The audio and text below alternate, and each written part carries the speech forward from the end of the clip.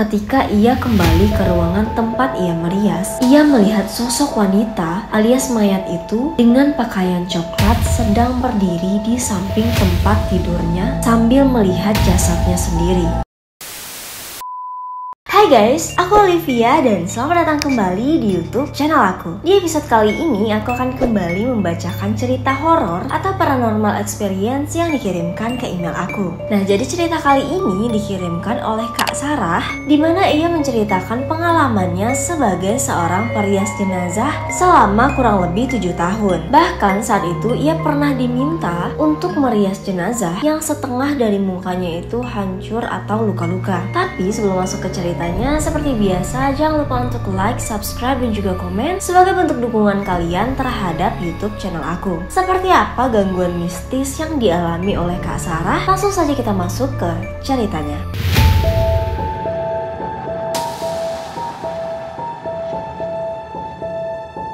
Jadi pada tahun 2015, Kak Sarah ini memutuskan untuk merantau ke sebuah kota besar yang ada di Pulau Jawa. Awalnya ia pergi ke sana itu untuk melanjutkan pendidikannya di bangku perkuliahan. Tapi ternyata setelah 2 tahun berjalan, bisnis yang dijalankan oleh orang tua Kak Sarah ini hancur, yang menyebabkan ia harus berhenti berkuliah. Tapi saat itu ia enggan untuk balik ke kampungnya dan memutuskan tetap tinggal di kota tersebut. Segala pekerjaan yang ia bisa sudah ia lakukan agar bisa menyambung kehidupannya di kota besar itu. Mulai dari bekerja di tempat laundry, menjadi pelayan restoran, jaga toko, sampai akhirnya ia memutuskan untuk bekerja di sebuah salon kecantikan. Entah kenapa saat itu Kak Sarah ini dapat diterima, padahal ia sama sekali tidak memiliki keahlian di bidang itu. Dan Kak Sarah juga mengatakan bahwa bosnya ini sangat baik serta sabar mengajari Kak Sarah mulai dari hal-hal kecil sampai hal-hal yang besar, sehingga itu membuat Kak Sarah betah untuk bekerja di sana. Nah, setelah sekitar 2 tahun lebih ia bekerja di salon itu, Kak Sarah pun ditawarkan oleh bosnya ini untuk mengerjakan pekerjaan mulia dengan bayaran yang tidak menentu, tapi bisa jadi sewaktu-waktu bayarannya lebih besar dari yang biasa ia dapatkan. Nah, Kak Sarah yang bingung dengan pekerjaan mulia pun bertanya kepada bosnya, "Pekerjaan mulia? Maksudnya gimana?" Lalu bosnya ini mengatakan, "Maksud gue, pekerjaan lu itu tetap berhubungan dengan make up, tapi waktu kerjanya itu tidak menentu. Bisa jadi subuh, siang bolong, tengah malam. Pokoknya lu harus standby 24 jam kalau misalnya gue telepon.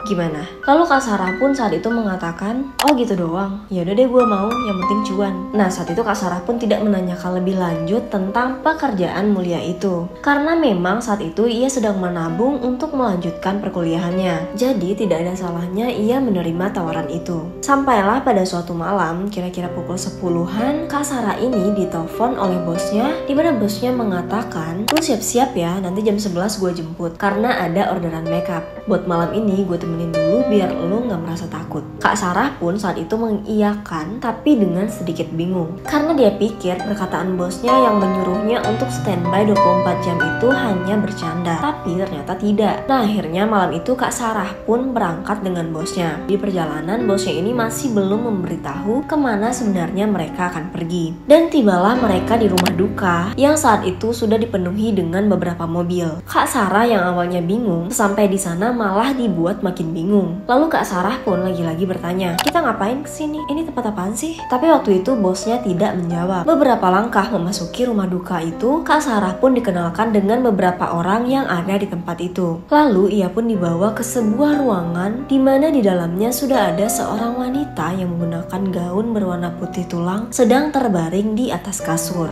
Bos Kak Sarah pun saat itu mengatakan, "Perempuan yang sedang terbaring itulah yang harus kamu rias secantik mungkin." Kak Sarah waktu itu pun baru sadar bahwa pekerjaan mulia yang dikatakan oleh bosnya itu adalah merias wajah jenazah. Sebenarnya malam itu Kak Sarah sangat takut karena ia sama sekali belum pernah melihat mayat, apalagi dari jarak yang sangat dekat. Ditambah lagi suasana di ruangan itu sangat dingin dan juga sunyi, yang membuat suasana ruangan itu terasa lebih menakutkan. Perlahan Kak Sarah pun mulai mendekati mayat itu serta meletakkan barang-barang keperluan makeupnya dan memulai untuk merias wajah mayat tersebut. Awalnya semua berjalan dengan lancar sampai suatu ketika Kak Sarah ini mendengar ada benda yang jatuh ke bawah kolong tempat tidur dari jenazah itu, yang otomatis Kak Sarah pun langsung menunduk dan melihat ke bawah kolong. Tapi setelah ia cari dan juga raba-raba, ia tidak menemukan apapun di bawah sana. Dan ketika ia kembali menegakkan badannya, tiba-tiba ia melihat mayat wanita itu sedang duduk di atas kasur. Perlahan wanita itu pun tersenyum sambil melihat ke arah Kak Sarah. Kak Sarah yang panik pun langsung berteriak sambil berlari menghampiri bosnya yang saat itu sedang menelpon di luar ruangan. Dia pun menangis sejadi-jadinya karena itu merupakan pertama kalinya ia melihat sosok hantu yang berada tepat di depan matanya. Walaupun wajah dari sosok itu tidak menyeramkan, tapi tetap saja ia merasa ketakutan yang luar biasa. Sepulangnya dari sana, Kak Sarah ini mulai dihantui oleh bayang-bayang wanita bergaun putih yang selalu muncul di kepalanya. Ia yang trauma saat itu sempat ingin berhenti melakukan pekerjaan merias mayat. Tapi setelah ia pikir-pikir, bayaran yang ia dapatkan saat itu cukup besar sehingga ia pun mencoba untuk lebih memberanikan diri. Sampai-sampai di satu titik ketika ia melihat roh atau hantu dari mayat yang ia make up itu sudah menjadi hal yang biasa baginya. Tapi di satu ketika Kak Sarah ini pernah mengalami gangguan yang cukup ekstrim dari sosok atau roh dari mayat yang pernah ia make up, dimana Kak Sarah ini sempat diikuti oleh roh yang ia make up. Bahkan saat itu sampai-sampai membuatnya pergi ke seorang ustadz agar bisa menjauhinya dari hantu tersebut. By the way, Kak Sarah ini seorang muslim ya guys. Nah, jadi ceritanya saat itu Kak Sarah diminta untuk merias jenazah wanita yang saat itu berumur sekitar 18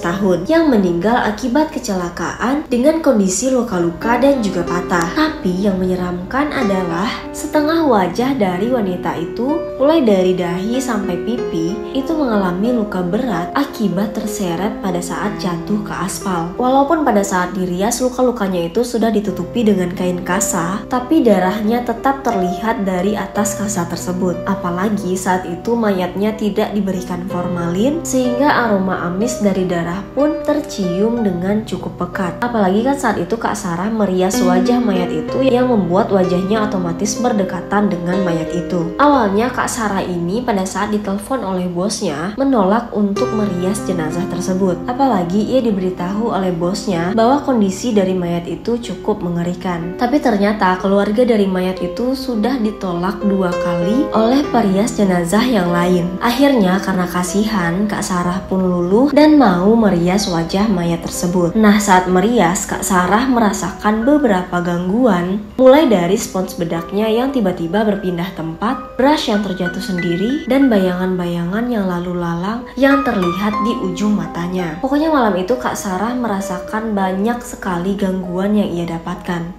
Ditambah lagi pada saat selesai merias wajah mayat itu, Kak Sarah pergi ke kamar mandi untuk bersih-bersih. Ketika ia kembali ke ruangan tempat ia merias, ia melihat sosok wanita alias mayat itu dengan pakaian coklat sedang berdiri di samping tempat tidurnya sambil melihat jasadnya sendiri. Sebenarnya itu adalah kali kesekian Kak Sarah melihat roh dari mayat yang ia rias tiba-tiba muncul di hadapannya. Tapi yang membuatnya ketakutan adalah ketika sosok itu tiba-tiba melihat ke arah Kak Sarah dan mendekat dengan wajahnya yang sudah tidak lagi ditutupi dengan kain kasa. Sontak Kak Sarah yang sudah tidak bisa menahan rasa takutnya tiba-tiba pingsan, dan ternyata gangguan dari sosok itu tidak berhenti sampai di situ. Saat ia pulang, ternyata hantu wanita itu tetap menemaninya dan mengikutinya sampai ke dalam rumah. Bahkan sosok itu juga duduk di samping Kak Sarah. Dan sejak hari itu, Kak Sarah sering mendengar suara tangisan perempuan yang ketika ia cari, ia tidak menemukan sumber dari suara itu. Ia juga sering mendengar langkah kaki, padahal di rumah itu ia tinggal sendirian. Barang-barang di rumahnya juga sering berpindah-pindah, sampai-sampai satu ketika Kak Sarah ini takut takut untuk tinggal di rumahnya sendiri karena saking banyaknya gangguan mistis yang ia alami. Dan karena sosok itu mulai membahayakan nyawanya, di mana Kak Sarah pernah ditarik kakinya oleh sosok itu sehingga membuatnya terjatuh dari tangga. Ia juga sangat sering mengalami ketindihan yang membuatnya sulit untuk bernafas. Yang membuat Kak Sarah ini semakin takut adalah di mana waktu itu ia baru balik dari merias mayat. Kira-kira saat itu baru jam 8 malam. Nah, saat di perjalanan pulang, Kak Sarah ini melihat ada seorang wanita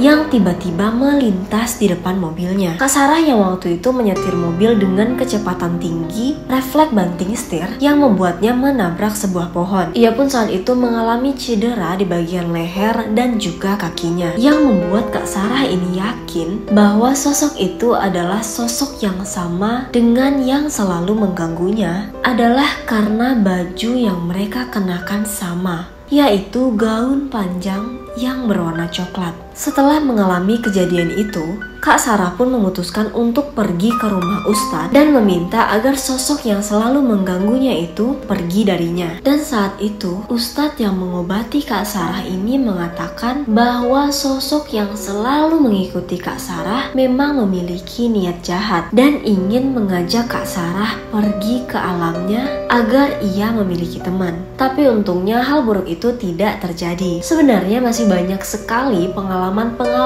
horor yang dialami oleh Kak Sarah selama ia melakukan pekerjaan merias jenazah. Pengalaman itu tidak hanya membuatnya merasa ketakutan, tapi ia juga merasa senang ketika sosok itu tersenyum kepadanya, yang mana itu seperti menandakan bahwa mayat itu mengucapkan terima kasih kepada Kak Sarah. Dan hal-hal baik itulah yang membuat Kak Sarah bertahan untuk menjadi seorang perias jenazah. Oke guys, sekian cerita horor kali ini, dan bagaimana menurut kalian? Apakah kalian tertarik untuk menjadi seorang perias jenazah? Atau mungkin kalian juga memiliki pengalaman yang serupa dengan Kak Sarah? Kalian boleh banget untuk menuliskannya di kolom komentar. Atau kalau misalnya kalian ingin ceritanya untuk dibacakan, kalian boleh banget untuk mengirimkannya ke email aku. Jangan lupa untuk like, subscribe, dan juga komen, serta hidupkan lonceng notifikasinya agar kalian mendapatkan informasi-informasi terbaru dari channel YouTube aku. Semoga kalian suka dengan video kali ini, dan sampai jumpa di video-video menarik selanjutnya. Bye!